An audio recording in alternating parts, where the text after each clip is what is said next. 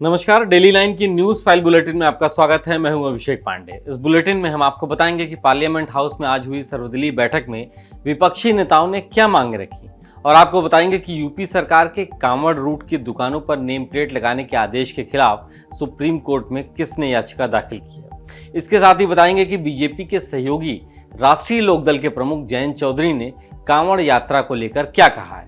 लेकिन उससे पहले एक नजर डालते हैं आज की हेडलाइंस पर। मॉनसून सत्र से पहले संसद भवन में हुई सर्वदलीय बैठक, बीजेपी समेत 44 पार्टियां हुई शामिल। रक्षा मंत्री राजनाथ सिंह ने की अध्यक्षता। सुप्रीम कोर्ट पहुंचा यूपी में कांवड़ रूट की दुकानों पर नेम प्लेट का मामला। एनजीओ ने ऑनलाइन माध्यम से दाखिल की याचिका। 22 जुलाई को होगी सुनवाई। ममता बनर्जी ने कोलकाता में की शहीद दिवस रैली। टीएमसी नेताओं के साथ सपा प्रमुख अखिलेश यादव भी हुए शामिल। बीजेपी सरकार पर बोला हमला, कहा दिल्ली में कुछ दिन की है मेहमान।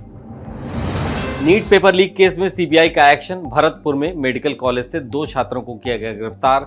5 मई को डमी कैंडिडेट बनकर दिया था पेपर। जबरदस्त विरोध के बीच बांग्लादेश के सुप्रीम कोर्ट का आया बड़ा फैसला। नौकरी में आरक्षण पर हाईकोर्ट के फैसले को किया रद्द। मेरिट के आधार पर 93% पद भरने के दिए आदेश।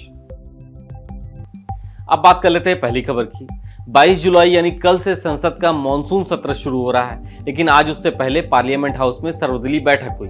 बैठक में बीजेपी समेत 44 पार्टियां शामिल हुई। बैठक की अध्यक्षता राजनाथ सिंह ने की। कई केंद्रीय मंत्री भी बैठक में शामिल हुए। वहीं विपक्ष की तरफ से कांग्रेस, आप, एआईएमआईएम, वाईएसआरसीपी और अन्य पार्टियों ने हिस्सा लिया। बैठक के दौरान कांग्रेस ने लोकसभा में डिप्टी स्पीकर का पद मांगा। इसके साथ ही सदन में नीट मामले पर चर्चा कराने की भी डिमांड रखी। सपा नेता रामगोपाल यादव ने यूपी में कांवड़ यात्रा रूट की दुकानों पर नेम प्लेट लगाने का मुद्दा उठाया। सभी दलों की इस बैठक में टीएमसी शामिल नहीं हुई। टीएमसी नेता डेरेक ओब्रायन ने संसदीय कार्य मंत्री किरेन रिजिजू को चिट्ठी लिखकर इसकी वजह बताई। उन्होंने लिखा कि उनकी पार्टी का कोलकाता में कार्यक्रम है, इसलिए वो बैठक में शामिल नहीं हो पाएंगे। अब बात कर लेते हैं अगली खबर की। यूपी में कांवड़ रूट पर पड़ने वाले दुकानों पर नेम प्लेट लगाने के मामले पर विवाद और ही बढ़ गया है।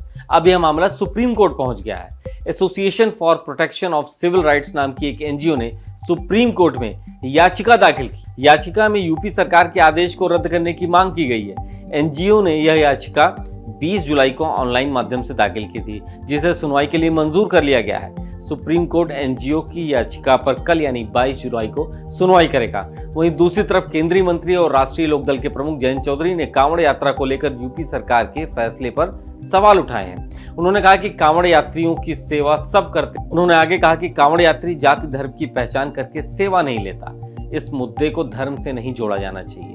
बीजेपी ने ज्यादा समझकर फैसला नहीं लिया, बस फैसला ले लिया है। जयंत ने कहा कि अभी भी समय है, सरकार को अपना फैसला वापस लेना चाहिए। उन्होंने योगी सरकार के फैसले पर तंज कसते हुए कहा कि अब कहां कहां अपना नाम लिखें और क्या अपने कुर्ते पैजामे पर भी नाम लिख दें।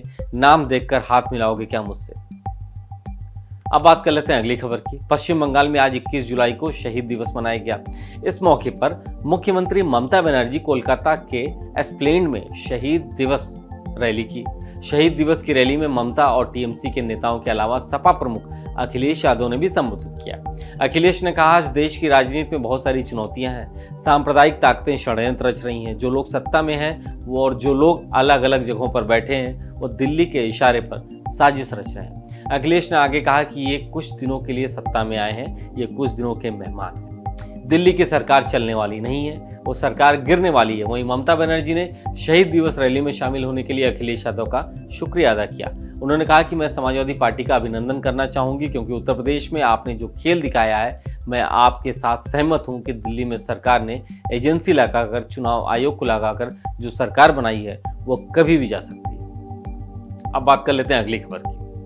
नीट पेपर लीक केस में सीबीआई की कार्रवाई जारी है। सीबीआई झारखंड, राजस्थान समेत कई राज्यों में छापेमारी और गिरफ्तारियां कर रही है। इस बीच सीबीआई टीम ने भरतपुर के जगन्नाथ पहाड़िया मेडिकल कॉलेज के 2 छात्रों को गिरफ्तार किया है। दोनों छात्र डमी कैंडिडेट बनकर हजारीबाग के एक सेंटर में 5 मई को नीट का पेपर दिए थे।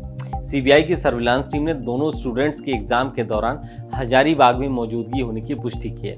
इसके बाद सीबीआई की टीम नेशनल मेडिकल काउंसिल का स्टाफ बनकर 16 जुलाई को भरतपुर के मेडिकल कॉलेज पहुंची। यहां दोनों स्टूडेंट्स के बारे में जानकारी जुटाई और फिर किराए के कमरे से दोनों को गिरफ्तार कर लिया। गिरफ्तार किए गए दोनों छात्रों की पहचान हो गई है। इनमें से एक जोधपुर का कुमार मंगलम बिश्नोई और दूसरा दौसा जिले का दीपेंद्र कुमार है।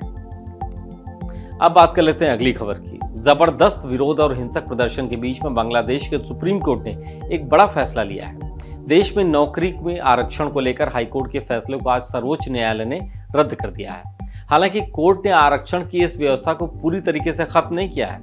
अटॉर्नी जनरल AM अमाउद्दीन ने बताया कि सुप्रीम कोर्ट ने कोटा सिस्टम को बरकरार रखने के हाईकोर्ट के आदेश को अवैध माना है।